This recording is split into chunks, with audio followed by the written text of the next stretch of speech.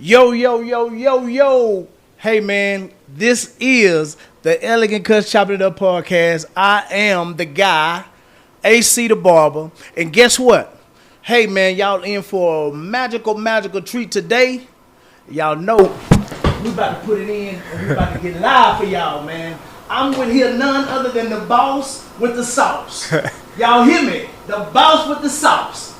The man that makes everything happen in an instant. Man, I call him Baby Jesus. Baby Jesus. But anyway, he has a real name. He has a mom that loves him, kids. Hey, man, why am I saying all that? None other than Mike Espitia. Yeah. Say what's up to the people, Mike. Man, hey, how's it going? I've been waiting to get on this one. Oh yeah. We've been waiting for to have you here, man. We go way back, y'all. Man, I remember when Mike was a young guy, man, getting in the barber game, was in the barber game, but he's taking it to a whole nother level. You know, I'm old, so, you know, I'm just chilling. I just do this here. I talk a lot. So I cut less hair and talk more. But you do that when you're 46. Y'all understand that later on, you know. Like, yeah. But anyway, back to my guest here, Mike, man. I've been loving what he been doing, seeing what he does. It's very positive to see somebody young to take it to another level, but also to add a whole bunch in it, man. A lot of people complain about pricing. A lot of people complain about who's doing this and who's doing that for competitive reasons, but it don't stand. Yeah. So just give the people a little background about yourself, you know, whatever you want to add into that, and then I'll ask you some questions. Okay, for sure. Like you said, my first barbershop was at Install Barbershop right here on Texas Avenue. You know, it was AC, Big T, Jew, and then Jamie O'Kane. We was out there working for Leon. Remember that? Yeah. And I was a young barber back there in the corner. And then a lot of people don't know this, right? And you probably haven't like put it out there either, but like that logo right there, we were supposed to use that logo right there. Oh yeah. Remember that when we was open that barbershop? Yeah. And it was supposed to be AC. Yeah. And then Big T and then Mike. So like the A&M logo, our barbershop, we had the plans one day of opening a barbershop. Yeah. Where it was the A&M, so it was like A&M barbershop. Yeah. I remember AC, that. Big T and Mike, and it kind of just fit off so well. But you know, at that time, things just wasn't clicking. It just wasn't meant to be. You know. And, you know, I never had no ifs ands buts about that. For us, like one thing about me, Mike. A lot of people say a lot of things to bring strife between people. Mm-hmm. But you know as well as I know, man. I know you.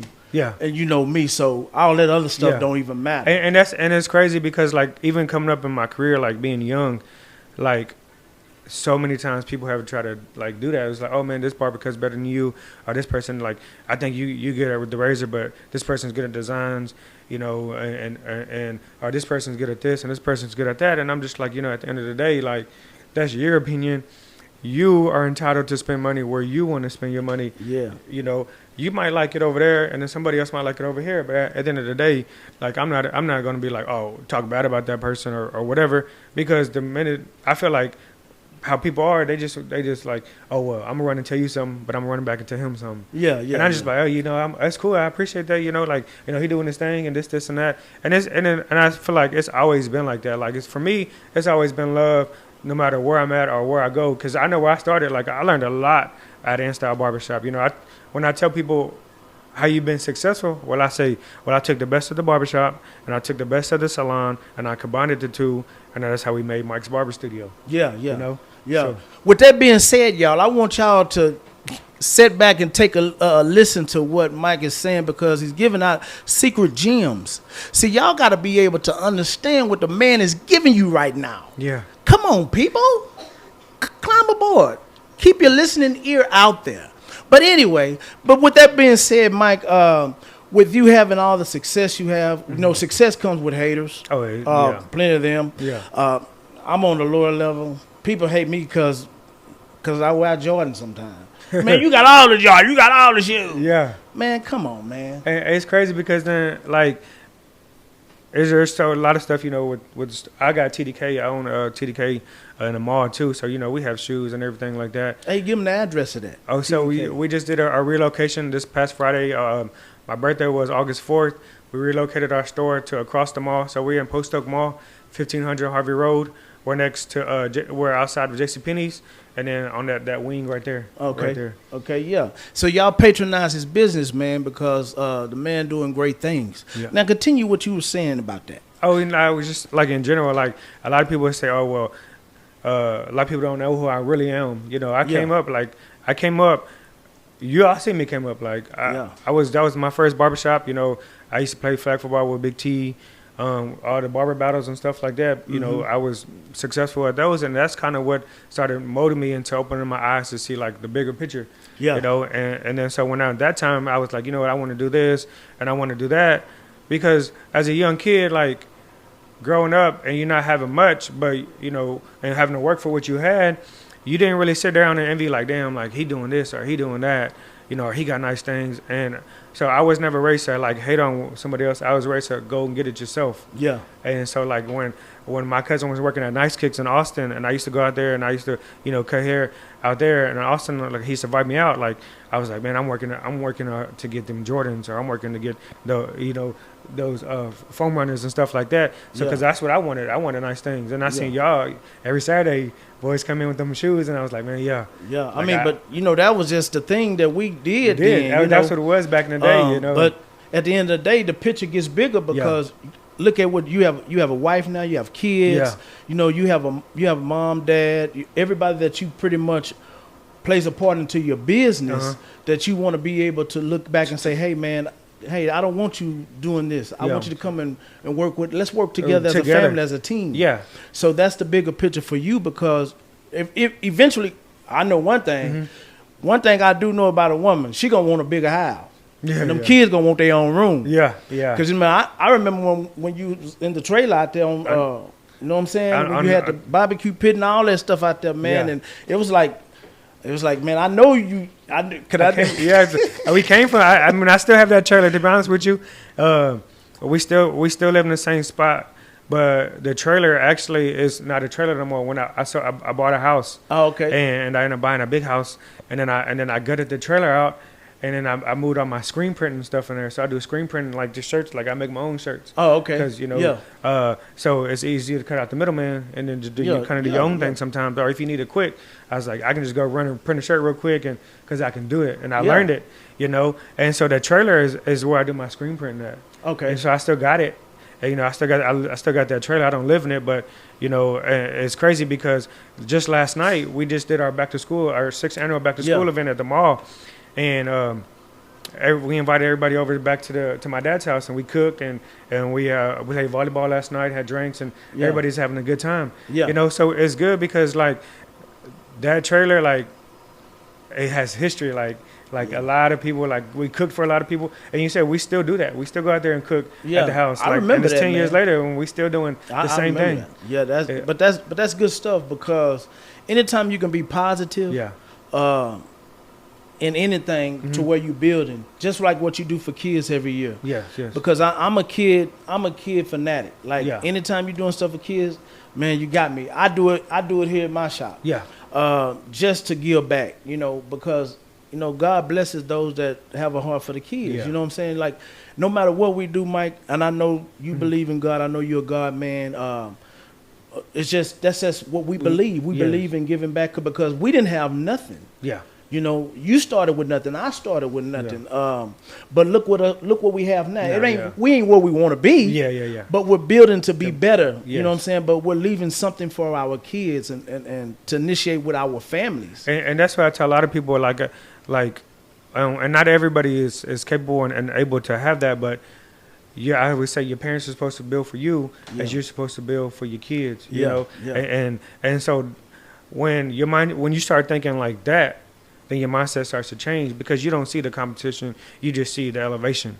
Yeah. You get what I'm saying? And so your focus starts to change, and then you adapt to certain things. And that's why you said, like, when success comes, like the hate comes too. Yeah. But it's about how you deal with it. Like, for me, like, back then I used to be like, I'm gonna make that person eat their words. I'm gonna do this. I'm gonna do that. But then my focus started to change as I get older because I was just like, well, you ain't got to support me. Yeah. You know, there's 1,000 other people I can lose you, but I can gain like 5 more people that's going to support me. And so when I started thinking like that in a positive way, like when people started saying what they want to say, it was just like, okay, cool. You just weaved yourself out. Yeah. Because I think it was you or it was Big T one time who told me, don't ever trip off of people that owe you money because now you just feel like you just bought them for that price. If I loaned you $500 and I didn't get it back, and then you know what, that's cool. I'm not gonna beg for it. I'm not gonna like go and ask for it. You know, because where you came and got it from is where you're supposed to return it to. Yeah. And I learned that from y'all in the barbershop because at the end of the day, like I used to stress like, damn, I just loaned this person this X amount of money, this and that, and I'm like, man, when they gonna pay it back? But then I see him in the club and I see him, you know, flat doing all that, and I'm just like, you know what? It's cool. Don't even worry about it. I bought you for that price. I don't even gotta talk to you no more. Yeah. That we said that a lot, man. Yeah. We always said that a lot for us dealing with people with money because we all people will take your good heart. Yeah. And they'll take it for granted. Yeah. No, not only just people that's involved, but even your own family. I got family members, man. They didn't got me, and they finessed me. Y'all know who y'all is. But at the end of the day, I still gotta keep moving. I still gotta be positive. Yeah. I can't let that what my family did or anybody that in the barber that my client or anybody did that to me to where it keeps me from having my heart not being open to others because somebody else may really need that and may really return that. But money is a tool, so you have to be able to use it. Because this is like a tool. We use tools.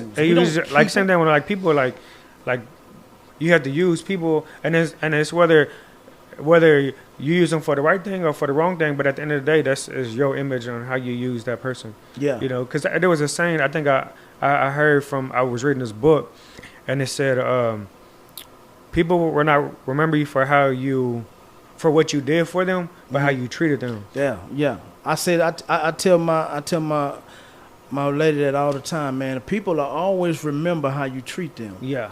They'll remember what you did for them. Yeah. But the most thing that's more effective is how you treat them. Yeah. The Bible says a soft answer turneth away wrath.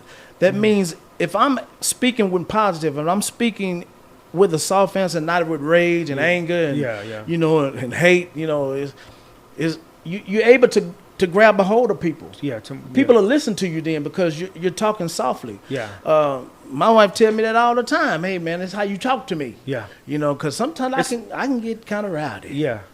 I feel like that goes a long ways. Like when somebody speaks life into you, like you feel better, like you're in a good mood. Yeah. The reason why I do a lot of stuff that are for the kids is because when I was growing up, I used to be able to ride my bike all over town. Our kids are not able to do that. With everything that got going on, with whether it's the good or the bad, or just even people adopting kids, they're not going to be able to live the life or experience some of the stuff that we experienced as kids growing up. So like the little events that I do it because I want to see my kids interact with other kids from different areas of the city. Yeah. And think about it, like if I'm able to go to different parts of the city and be respected and be like welcomed, I want my kids to be able to do that too, you know. And it's not like, oh, well, you ain't belong on this side of town or you don't belong on this side of town.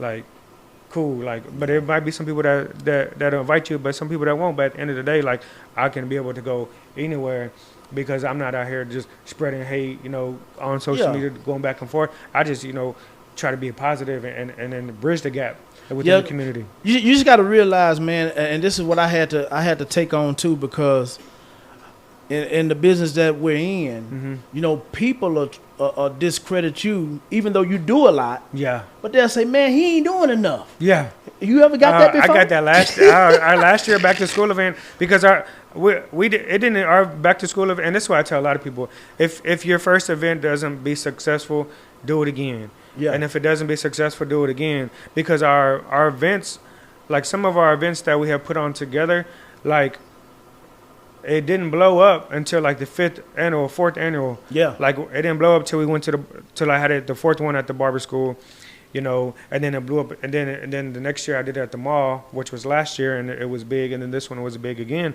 but it didn't just start off like that. Yeah. And that's why I tell a lot of people, like, don't lose the faith. You know, your vision is your vision, and you might have to alter the plan, but the vision is going to stay the same. Yeah, yeah. I mean, that's what happens when you're in business, because a lot of times when I started, man, I didn't know anything, you know, but that it kind of pushed me to kind of get to know stuff, because now with this tech, I ain't really tech savvy, Mike. I've never been. Yeah. You know, but now I have to be. Yeah, we have to, because we have to. I finally got it in my mind. I have to be tech savvy, because look at this AI stuff. That stuff's scary. Oh yeah, it is. Man, it's scary. You can write an essay, like you can write.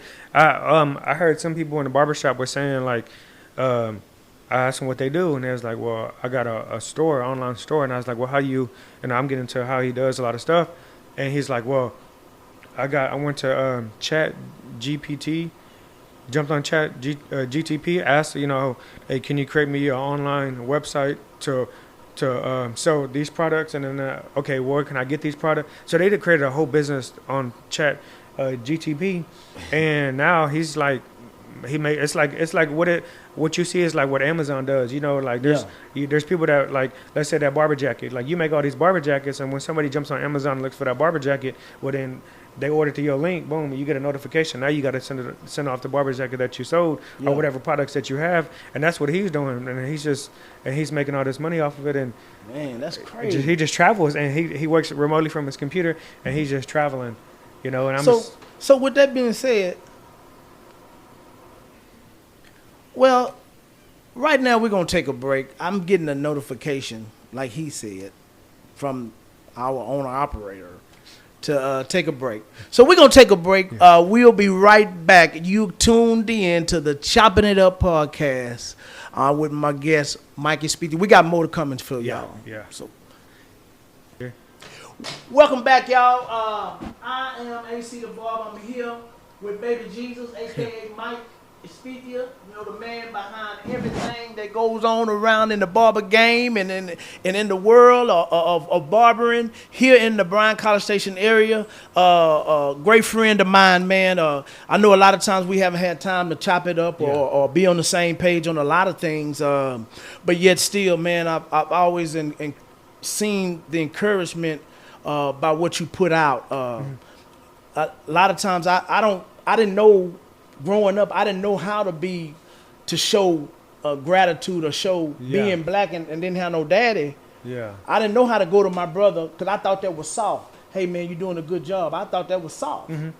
You see what I'm saying? So, you know, the mindset that a lot of us have. Yeah. Because I feel like that too. It's like one of my friends, we always talk about this all the time, as the image that a male has to hold is like the dominance. You always, if you look like, oh man, I'm having a bad day today. Oh man, you soft. Oh man, you know, I've been going through a lot. This has been stressful. Oh man, you soft. You know, and so like, as male, like we have to experience that a lot. You know, so I understand where you're coming from. Yeah. So it was tough on my end to. No, it wasn't no hate. I just didn't know how to do it. Yeah. And that's just all honesty. Yeah. Because a lot of things we want to do, but we don't know how to do, so we'll back off and say, man, I don't want to make a fool of myself. Yeah. Because like you said, like the testosterone in a nigga be like, man, look at him. Man, I ain't doing that. You know what I'm saying? But at the end of the day, if you want people to congratulate you have to congratulate like them. Yep. Mm-hmm. You know, that's how it's supposed to be. And you open up the door for that, you know, because like even on my social media, I try to share positive. Yeah. I don't try to share negative stuff. I want positive stuff, because it was just like we were just saying, like I know what it feels like when somebody speaks life into you, you know, and so like that's what I want to do to other people. Yeah. You're doing it, man. You're doing it.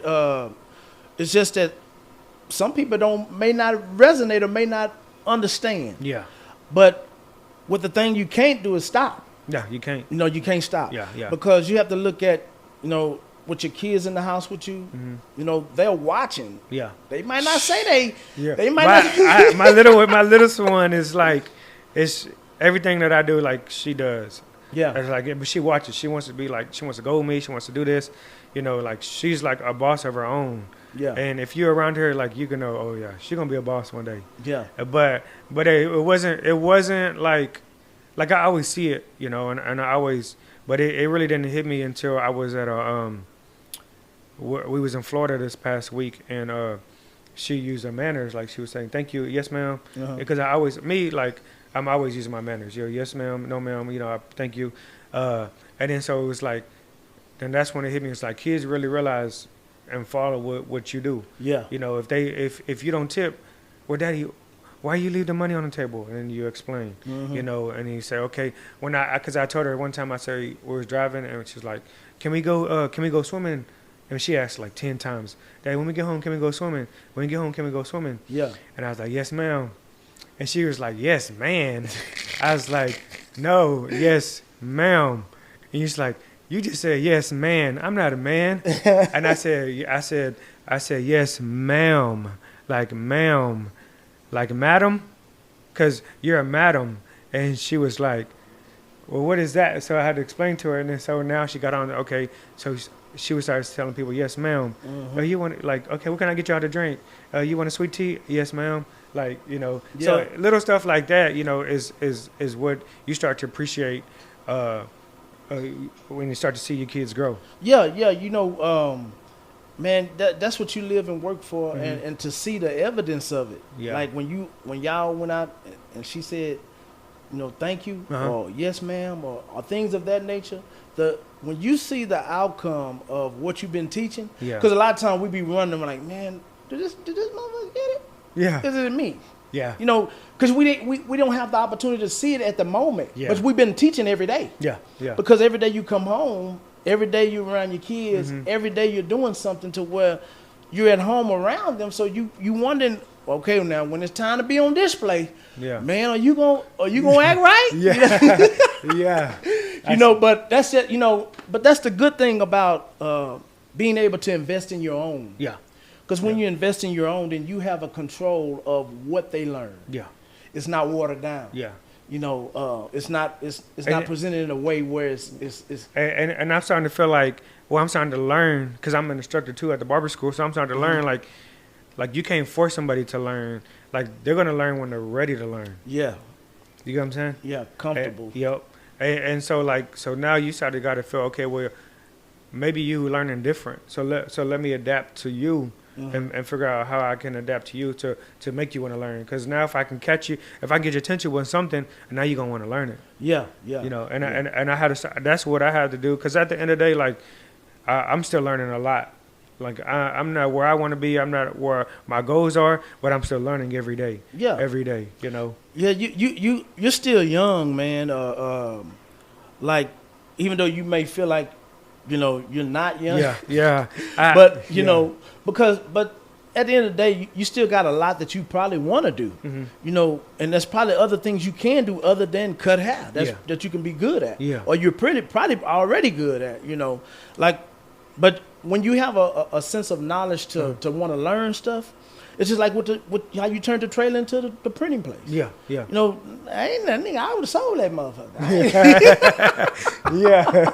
You see what I'm saying? But you found another avenue to keep it in the family, but also make money off of it, even though I'm not living there. Because when you're dealing with people paying rent, you know, it's like shit. It's like, man, this man, but that, you know, at the end of the day, you took that and you made that into your own, to where it can still be beneficial, not only for the space of it, but also for the memories and also what you want to do on the outside of the property. Yeah. You know, a lot of people don't think like that.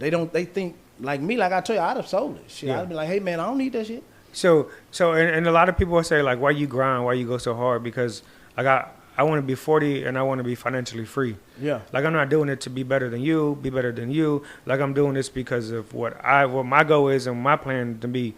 Because I'm going to invest in real estate, because when I was at Install, I was cutting a gentleman. He owned some properties downtown. And I asked, I think he sold them for, like, it was a big deal at the time.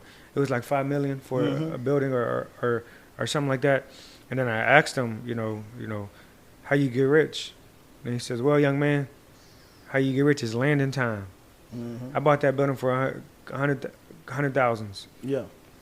Sold it for millions. Yeah. And he's like, how you get rich is land and time. Think about it. You can't make no more land, and you can't make no more time. So when you're buying stuff, is it an asset or is it a liability? You know, there's a level for everything that you do. Like your Jordans. Your Jordans only going to come out once a year. Yeah. So you buy them, the value of them is going to go up. But if you go buy some Team Jordans that are going to sit on the shelf, well, the value for them, you wear them, they're going to depreciate. Yeah. You know, and then so like a watch, you want to go buy a watch, you can go buy a G-Shock watch, but is it going to hold value, or can you go buy a Rolex? Yeah. Or can you go buy a gold chain? You know, can you buy a chain, a real chain, or can you just look nice? You know, and so so that's when I started thinking, okay, dang, like I like nice things, but is it an asset or is it a liability? You know, if I lose it, can this make me some money? Yeah. And so that's what I started thinking about. It wasn't no like, oh, I want to be flashy, I want to be doing stuff. Like, no, I want to have nice things, but at the same time too, is I want to make sure I'm buying the right things. Yeah, and that's a key factor when the sacrifice of what you're getting plays a major part in the benefit of what you see in the end. Yeah, because like you said, we can get all this other stuff, but what is it going to resonate for us? Yeah. You know, just like I said earlier, like, you know, you once stayed out there, but you wanted a bigger house. So the plan of it is, you know, you just can't get a house with money. You got to have credit. A lot of things come into play with all that. You know what I'm saying? And one of my stories is because when I first started working at Install, you know, remember how we used to do taxes? Yeah. And then I got audited. Yeah. And I was like, damn, like I had to prove. I had to go to the doctor, I had to go to the dentist, I had to go to the school and get like them write some letters to show that I was the father of my daughter. Yeah. And I was like, cause to the IRS, you know. And then once I started to learn like that, cause I never wanted to be in that position again. So I was like, you know what, I want to do it the right way. And then when I started figuring out and I started asking people that were in my chair, like, hey, like how you do this and how you do that, you know, how do you get a house, how do you get a car, and most of them was like income. Yeah. Proof of income. Yeah. You know, and for so long, we was taught, well, that's a paper trail. That's a paper trail. Yeah. You know, and then, but in reality, we needed that in order to grow into this industry and grow into this business and grow in life. So I started, you know what, like, and I tell all the people all the time, like, cash is king, but credit is power. So like, and this is why I feel like a lot of us don't really take that leap of faith because we're not taught. Yeah. And we don't know. Yeah. So I was learning from my clients that was in my chair, and when I needed something, I just started bartering services because didn't cost me nothing to cut your hair for free. Yeah, yeah. You know, it cost me my time, but my time while you was in my chair, I was asking you questions on stuff that I needed was valuable information. I'm still getting something from them. Yeah, I'm still getting valuable information. Or sometimes too, it's like, you know, I'm cutting somebody's hair and I'm asking all these questions, and because I started to learn, like, once you allow somebody to talk about what it is that they do, oh, they're gonna talk all day long. Because I was a young barber and I didn't know like how to talk to people, so I was like, you know, hey, did you see that game last night? You know, you go watch the mediocre stuff. Yeah, and then so like when nobody was talking back to me, it was like, okay, well, maybe they're not interested in sports. So when my conversation adapted and changed, it was like, hey, what it is that you do? You know, like you know what you have going on today. You know, how it's work, and then they start talking and elaborating on stuff. And then that's when I started learning and picking up great information, you know. And because you only need a 630 credit score to be eligible to buy a house. Yeah. So I'm over here jumping. I'm trying to get 700, 750, like thinking that's what you needed, you know. But then once you get your foot in the door and learn a little bit, then that's when you go back and refinance. Once you build that little 6 months of credit up, and your credit goes high, then you go back and refinance, and then now you're levying stuff to make it more beneficial for you, because as if we're not taught this, you go to the car dealership and you thinking, oh, I want to go get that Challenger, that RT, and then you go and you ain't got no credit, and you got to start off with the Chrysler 200, 300. Yeah. You know, and then you mad at the car dealership because they ain't giving what you want. But at the end of the day, like, you don't got the paperwork, because it's not the car dealership, it's the bank behind them Yeah. that's gonna finance you. And if nobody's picking your profile up, and you mad at the salesman, well, I'm just really the middleman. I'm just here to, this is my job. I mean, I don't really got much say, so it goes to this person and then this person, but we're not taught that. Yeah. And then as soon as we get denied somewhere, we go and try to bash the business. Yeah. I know we as black people, man, we always try to get over. We ain't gonna do shit right. We just niggas just ain't. Y'all hear me out there? Do your stuff right. Don't do stuff just to get over and just try to hide. We be chopping it up. Word around town, we be chopping it up. AC the barber, he be chopping it up. Chopping it up. Brand new podcast, chopping it up. You can get you some game or you can get you a cut. We speaking all kind of topics from rich to poor. All negative vibes, get your ass out the door. We connecting with the people trying to get them some knowledge. Whether working 9 to 5 or trying to get into college. We talking business, religion, race, cops, sports, celebrity, health, ops, everyday life shit. We go through it too. Gotta have them new J's shit, we blow money too.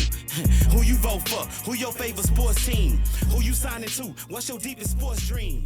AC the barber, he the man with the